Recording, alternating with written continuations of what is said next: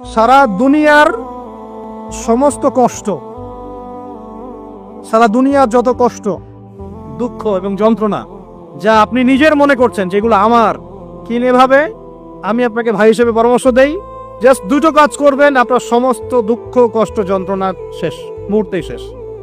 এক নাম্বার, সুন্দর করে ওযু করে মসজিদে গিয়ে আল্লাহকে সেজদা করেন, আপনার সমস্ত কষ্ট চলে যাবে। চলে যাবেই, আমি গ্যারান্টি দিচ্ছি 100% গ্যারান্টি, আপনার সমস্ত কষ্ট চলে যাবেই ইনশাআল্লাহ।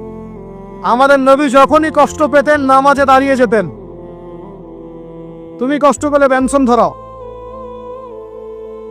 যখনই নবী কষ্ট পেতেন, তার কষ্ট মনে হতো, খারাপ লাগতো, কোনো কিছু উদ্বিগ্ন চিন্তিত হতেন, তিনি ওযু করে নামাজে দাঁড়াতেন আল্লাহু আকবার বলে। আর তুমি গ্যাস লাইটার বের করেই বাস ভরিয়ে টান দেওয়া শুরু করো। অনেস্টলি বলেন দেখি, ওটা টানলে কি কষ্ট কমে? কষ্ট কমে না? পারে, আরো পারবে। যত আপনি জিয়ে রাখবেন তত পারবে। একটা মজার কথা বলে আমি আস্তে আস্তে শেষের দিকে যাবো, আলোচনা কিন্তু আর লম্বা হবে না, রমাদান দিয়ে শেষ করবো। শোনেন, এক ব্যক্তি খুব বেশি কাঁদে, তো ওই ব্যক্তির সামনে গিয়ে একজন একটা কৌতুক বলছে, কৌতুকটা বলছে, সে ব্যক্তি বলছে আমি এই কৌতুক বহুদিন শুনছি, এই কৌতুক শুনে আমি অনেকদিন হাসছি, একই কৌতুক কতবার আমাকে শোনাও। তখন সেই ব্যক্তি বলছে, দ্বিতীয় ব্যক্তি, যে একটা কৌতুক শুনে যদি তুমি বারবার হাসতে না পারো, তাহলে একই দুঃখের কথা মনে করে বারবার কাঁদো কেন? কথা বুঝতে পারছেন না? ঘটনা তো গন, কে শেষ, ওটা আমার জীবন থেকে ওভার। ওর সাথে আপনার অতীতের সাথে আপনার এখনকার কি সম্পর্ক? এখনকার আপনি নতুন মানুষ, এবং সেটা গন, কেস শেষ। সেজদা, ওযু করে সেজদা মানে নামাজ, এবং দুই সবচেয়ে আমার সবচেয়ে ফেভারিট জিনিস, সেটা হলো আল কোরআন তেলাওয়াত। আল কোরআন অর্থ বোঝেন চাই নাই বোঝেন, আপনি তেলাওয়াত করতে থাকেন, মনের সব কষ্ট চলে যাবে ইনশাআল্লাহ। আল্লাহ আমাদেরকে বোঝার তৌফিক দান করুন। এক নাম্বার সবক, আবু জেহেলের যুগে কি ছিল ভাই? শিরক। আবু জেহেলের যুগে 2 নম্বর কি ছিল ভাই? সুদ। 3 নম্বর কি ছিল ভাই?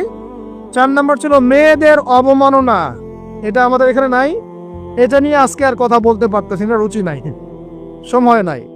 সমাজের রঞ্জে এখন মেয়েদের উপর নির্যাতন না, ধর্ষণ, জেনা, ব্যভিচার, পরকীয়া বাড়ছে না, বেহায়াপনা বাড়ছে না, ওই যে ছেলেদের পোশাক পরে মেয়েরা ঘুরছে না, নোংরামি ফাহেসা কাজ বাড়ছে না। এই কারণেই তো ভূমিকম্প আসবে। এই কারণে কি আসবে? ভূমিকম্প আসবে, তো আমি তো জানি আসবে ইনশাআল্লাহ। কবে আসবে সেটা জানি না, কিন্তু যে পাপগুলোর কারণে এগুলো আসে এটা দেখা যাচ্ছে। আল্লাহ আমাদেরকে হেফাজত করুন বলি আমিন। নারীর অবমাননা সমাজের রঞ্জে এখন।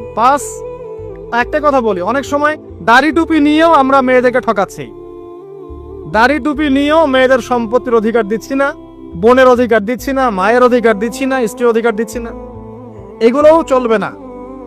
অন্যায় সব ক্ষেত্রেই অন্যায়।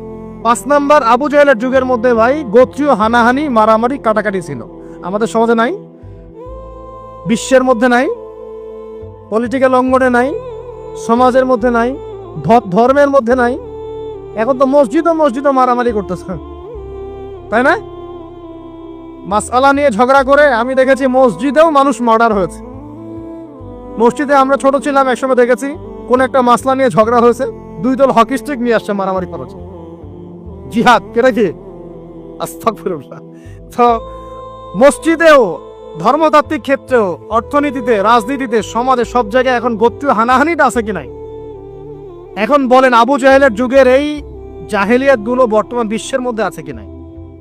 এইরকম জাহেলি পরিবেশেই কোরআন নাযিল